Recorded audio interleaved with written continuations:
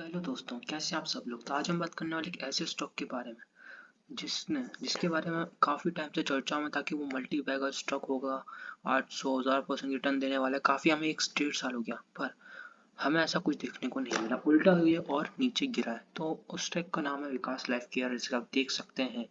तो क्या इसमें निवेश किया जा सकता है, या किया है तो अब आगे क्या करें।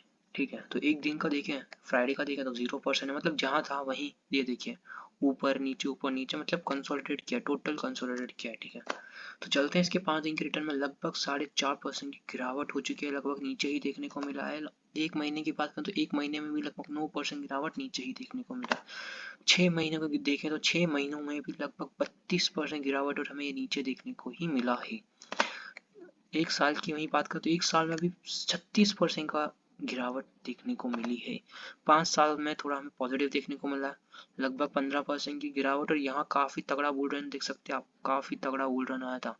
पर जब से उसके बाद तो जैसे कि प्रॉफिट बुकिंग सब कुछ देखने को मिला, टोटली मतलब। और ये 2022 की बात है, यानी पिछले साल की बात है। ये देखिए, पिछले साल 2022 में पिक पे था, 2023 में देखा तो गिरना शुरू हो चुका है अभी से। ठीक है, वहीं अगर देखें विकास लाइफ केयर का ऑल टाइम प्रॉफिट भी इतना है, और कितना 200% का रिटर्न धमाकेदार दे रखा है इसने। काफी तगड़े रिटर्न दिए, 200% के रिटर्न।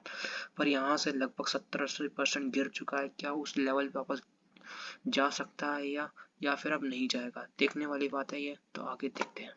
ठीक है, यहाँ से कितना 62%, मैंने ठीक से कैलकुलेट नहीं किया, लगभग 60 to 63% ये कितना डाउन देखने को मिलता है हमें यहाँ से। ठीक है, अगर इसकी फंडामेंटली बात करें तो मार्केट के 438 करोड़, जो कि हम देख सकते हैं नैनो कैप स्टॉक के करंट प्राइस 3.05 देख सकते हैं। ऑल टाइम हाई इसने लगाया 5.66 का, और 2 रुपए 66 का इसने लो लगा रखा है।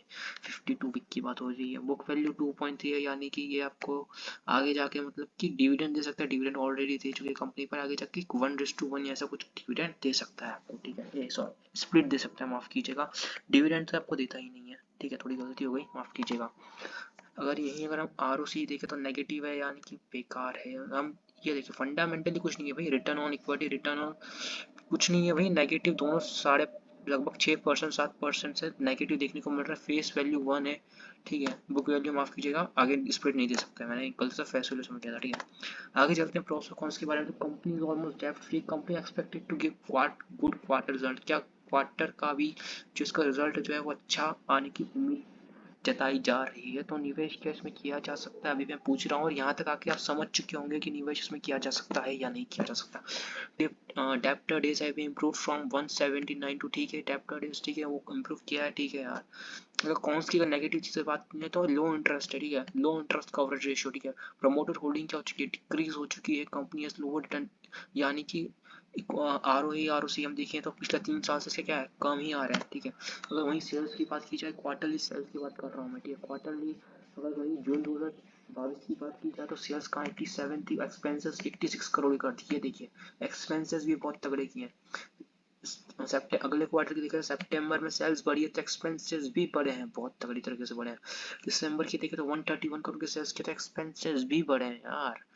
और मार्च में देखें तो जितना सेल्स किया है उतना ही एक्सपेंसेस हो गए भैया। ये तो 0% ऑपरेटिंग प्रॉफिट हो गया यार, प्रॉफिट ही जीरो है। मतलब कंपनी सेल्स कर रही है, सेल्स क्या कर रही है, ग्रोथ कर रही है, पर एक्सपेंसेस भी बहुत ज़्यादा कर रही है, खर्चा कम कर रही है भैया। जितना इनकम उतना ही खर्चा कर रही है। 30,000 कमाते तो 30,000 उड़ा भी देती है। वहीं अगर हम टैक्स नेट प्रॉफिट की बात करें तो ये देखिए, जून कहाँ 22 करोड़ था, कहाँ दो दो और लगभग -26 करोड़। भैया माइनस में पहुंच चुकी है कंपनी भैया, प्रॉफिट माइनस में है। EPS देखिए, कहाँ 0.20 था, कहाँ 0.2, कहाँ 0.2, 0.6, 0. और माइनस में पहुंच गया EPS। ठीक है, तो EPS दिखाता है हमें, प्रॉफिट दिखाता है हमें, सब कुछ तो नीचे लॉस में जा रहा है। कंपनी फालतू में एक्सपेंसेस करती जा रही है, सेल्स कर रही है, ये तो अच्छी बात है, पर एक्सपेंसेस भी क्या कर रही है।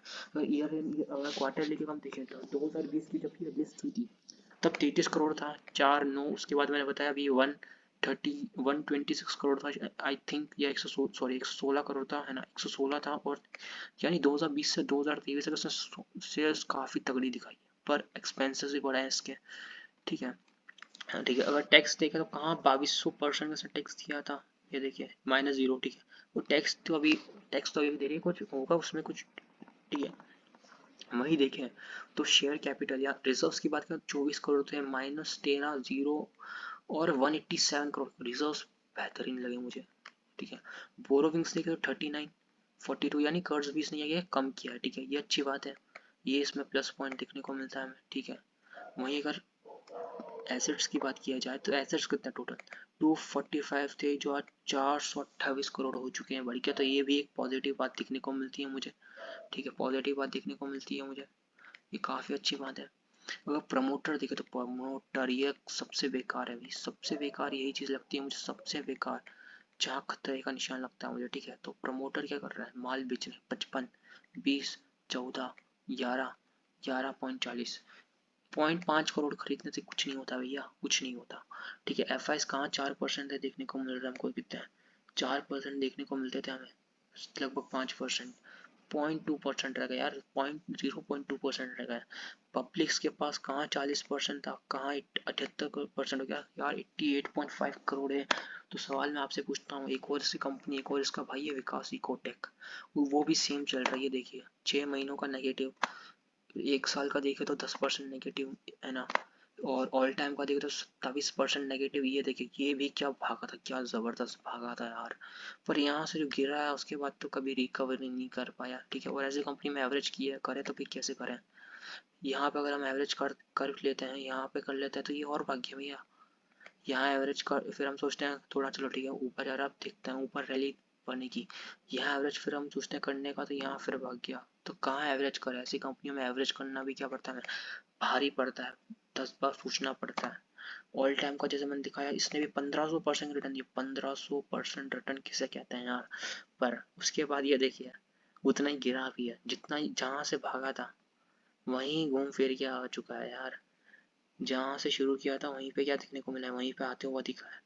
ये देखिए जहाँ गिरा था वहीं पे आता हुआ दिखा है कहीं ना कहीं, ठीक है, वहीं आता हुआ दिखा है। स्ट्रेट लाइन बन नहीं रही उसके लिए माफी चाहता हूँ, ठीक है। ये देखिए 88% ऊपर से गिर भी गया, 1500% रिटर्न दिया तो 1800%, 88% गिर भी गया।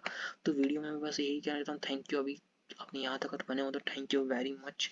पर ऐसी कंपनियों में मैं कहता हूँ निवेश बिल्कुल ना कीजिए, करना है तो 500 रुपये मैक्स टू मैक्स, अगर आपकी 1 लाख कैपिटल आपके पास तो उसमें 500 रुपये इसमें लगा दो तो कुछ फ़र्क नहीं पड़ता है, ठीक है। वो लॉस भी होता है तो कुछ फ़र्क नहीं पड़ता है आपको, तो इतना ही कर सकते हैं आप, मतलब कितना 0.5% अपने कैपिटल का लगा सकते हो, ठीक है।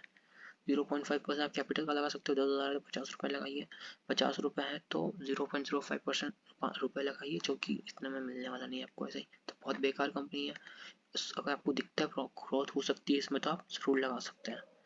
धन्यवाद, कोई बाइंग और शेयर की आपको कोई एडवाइस नहीं दी गई है इस वीडियो में, पहले ही बता रहा हूँ मैं, तो आपका most welcome, have a nice day.